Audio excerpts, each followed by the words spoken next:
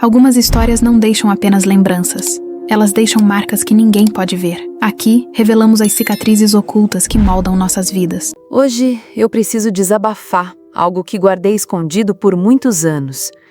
Algo que marcou cada escolha que fiz depois dos meus 23 anos. Talvez essa história reverbere em você. E se estiver preparada, quero que me acompanhe até o fim dessa confissão. Começo confessando. Sempre soube que havia um segredo em nossa família. A voz rouca da minha mãe quando falava do passado, só que por muito tempo eu preferi fingir que não enxergava. Mas o peso da verdade é como um espinho que insiste em perfurar a alma com o tempo. Há algumas semanas, meu irmão mais novo, de 17 anos, me entregou uma carta antiga, amarelada com a caligrafia torta da minha mãe. A letra que eu sempre associei à gentileza guardava palavras frias, quase cruéis. Descobri que não era minha irmã. A traição tardia que senti me queimou por dentro. Não havia como ignorar aquele papel rasgado de tanta vergonha. Sentei na mesa da cozinha, sob a luz amarelada, o silêncio quebrado apenas pelo som da chaleira. A carta dizia que eu não era planejada, que minha mãe, com dor nos olhos, me chamou de erro. Erro! Aquele rótulo não era só uma palavra, era a arma que ela usou contra mim. Meu coração apertou com uma mistura de raiva, tristeza e vergonha. Lembro que pisquei várias vezes tentando enxergar com clareza. Eu que cresci acreditando no amor dela como algo absoluto. Eu que escondia meus segredos achando que ela entenderia. A revelação foi um soco que me deixou sem ar. Me perguntei quantas vezes ela fingiu pensar que dava tudo certo enquanto guardava essa mentira para si. O mundo pareceu desabar naquele instante. Meu reflexo no copo d'água parecia alguém estranho. Era como se tivesse trilhado todos os dias da minha vida acreditando em um castelo de cartas feito de mentiras. O silêncio da casa, os quadros de família na parede, tudo conspirava para me enterrar nessa dor tardia. Mas respirei e percebi que precisava transformar essa mágoa em um conflito real, uma força. Se isso me definiu por tanto tempo, agora seria a centelha que me faria seguir adiante. Ainda assim, não sei se quero vingança. O que eu mais quis foi amor. E agora o que eu mais busco é perdão. Mas por onde começar? Confesso que ainda sinto o gosto amargo da traição. Mas eu gostaria de continuar essa história. Depois de ler aquela carta, passei 2 dias em silêncio. Dormia mal, com o peito apertado, e acordava tentando convencer a mim mesma de que talvez minha mãe tivesse se arrependido depois. Mas a verdade é que, mesmo que tivesse, ela nunca me contou. O que mais me doeu não foi saber que fui um erro, mas perceber que ela viveu ao meu lado escondendo isso com perfeição. Quantas vezes ela me abraçou sentindo culpa? Quantas vezes ela disse "eu te amo", com medo de eu descobrir tudo? Me senti sozinha como nunca. E o pior, não podia conversar com ninguém. Meu pai morreu quando eu tinha 10 anos. Nunca soube desse segredo. Pelo menos é o que eu queria acreditar. Na noite seguinte, fui até a casa da minha mãe. Eu não podia simplesmente fingir. Toquei a campainha com as mãos trêmulas e o coração em guerra. Ela abriu a porta com aquele sorriso de sempre. E por um segundo eu me perguntei se deveria mesmo destruir aquela fachada de paz. "Você tem alguma coisa para me contar?" Eu perguntei, olhando bem nos olhos dela. Ela hesitou. Não respondeu. Simplesmente se virou e foi para a cozinha como se eu tivesse perguntado a hora. Aquilo me tirou do eixo. Peguei a carta no bolso e joguei na mesa. "Você escreveu isso, com sua letra. Você me chamou de erro." Ela congelou. Pela primeira vez eu vi minha mãe com medo de mim. Ou melhor, medo da verdade. Sentamos, ela respirou fundo e disse: "Você apareceu na pior fase da minha vida. Eu tinha 20 anos, seu pai estava com outra, fiquei grávida de você numa tentativa desesperada de mantê-lo por perto." Minha garganta fechou. Ela disse isso com a naturalidade de quem lê a previsão do tempo. Eu te amei, filha, mas por muito tempo eu te associei à dor, à traição. Como se isso justificasse tudo. Ela terminou dizendo que me criou da melhor forma que pôde e que hoje se arrependia, mas não conseguia desfazer o que sentiu por tantos anos. Aquela conversa me desmontou, mas, ao mesmo tempo, algo dentro de mim se libertou. Era como se finalmente eu entendesse porque tudo sempre pareceu torto entre nós. Porque mesmo quando havia carinho, havia distância, agora fazia sentido. Voltei para casa em silêncio e pela primeira vez chorei de alívio. Não porque doeu menos, mas porque doeu de forma consciente. Eu sabia agora onde estava a ferida e só assim eu poderia começar a curá-la. Desde então venho escrevendo cada pedaço dessa história, porque talvez alguém aí do outro lado também tenha crescido sem entender de onde vem tanta mágoa.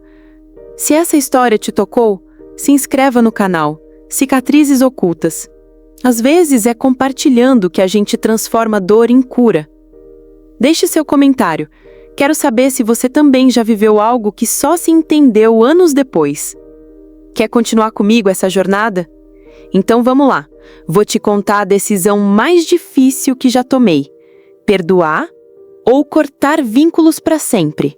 Nos dias que seguiram aquela conversa com a minha mãe, uma pergunta começou a martelar dentro de mim. Vale a pena perdoar alguém que nunca pediu perdão? Eu queria muito sentir ódio, queria odiar tudo o que ela representava. Mas no fundo, o que mais doía era o que eu ainda queria dela: cuidado, amor, presença.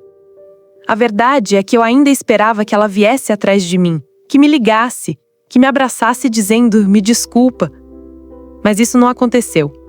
Ela me mandou uma mensagem fria 2 dias depois, dizendo que não sabia que eu tinha lido aquela carta, que estava arrependida por ter escrito aquilo, mas que aquilo era coisa do passado. Do passado? Como se palavras não deixassem marcas, como se não tivessem moldado minha infância, como se eu não tivesse passado anos me sentindo fora do lugar, sem saber que era porque eu era mesmo o erro que ela escondeu. Fiquei dias pensando se eu deveria cortar relações de vez, nunca mais vê-la, nunca mais chamá-la de mãe. Essa decisão parecia uma espécie de vingança silenciosa, sabe? Algo que eu poderia controlar, depois de ter sido manipulada por tanto tempo.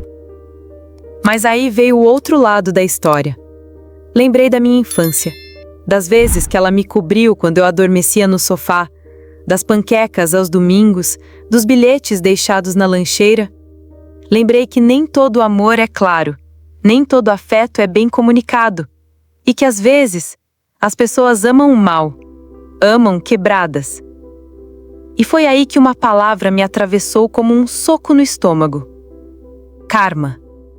Não no sentido místico, mas como reflexo. O que minha mãe carregou dela mesma? O que ela recebeu da vida? Quais traumas ela reproduziu em mim sem perceber? Comecei a escrever uma carta. Não para entregar, mas para entender. Escrevi que me doía ter sido um erro, que a ausência emocional dela me moldou de formas que ela nunca vai entender. Escrevi que muitas vezes chorei no quarto sozinha, acreditando que o problema era comigo, quando na verdade era com ela. Mas também escrevi que eu estava cansada de carregar aquilo, que já não queria mais viver em função dessa ferida aberta, que perdoar não era esquecer, era só deixar de sangrar, e que talvez eu nunca conseguisse confiar nela da mesma forma, mas que eu podia escolher ser livre. A carta ficou na gaveta. Nunca entreguei, mas naquele momento algo dentro de mim mudou, como se a dor tivesse finalmente um lugar, e eu uma escolha. Não sei se algum dia ela vai entender a profundidade disso tudo, mas sei que eu não quero passar para frente essa herança emocional. Quero ser diferente, ser inteira. E por isso, decidi perdoar. Se você já passou por algo parecido, se já precisou escolher entre vingança ou liberdade, entre o orgulho ou o recomeço, me conta aqui nos comentários. Você não tá só. Agora, eu vou te contar como essa decisão transformou tudo na minha vida e como, no fim, meu maior erro virou minha maior força. Quer seguir comigo até o fim? Vamos lá! Algumas semanas se passaram desde que decidi perdoar minha mãe. Não foi um gesto público, nem algo bonito de se ver. Foi um perdão silencioso. Um perdão que eu ofereci por mim, e não por ela. Porque, sinceramente, eu não sabia se ela o merecia. Mas eu sabia que eu precisava seguir.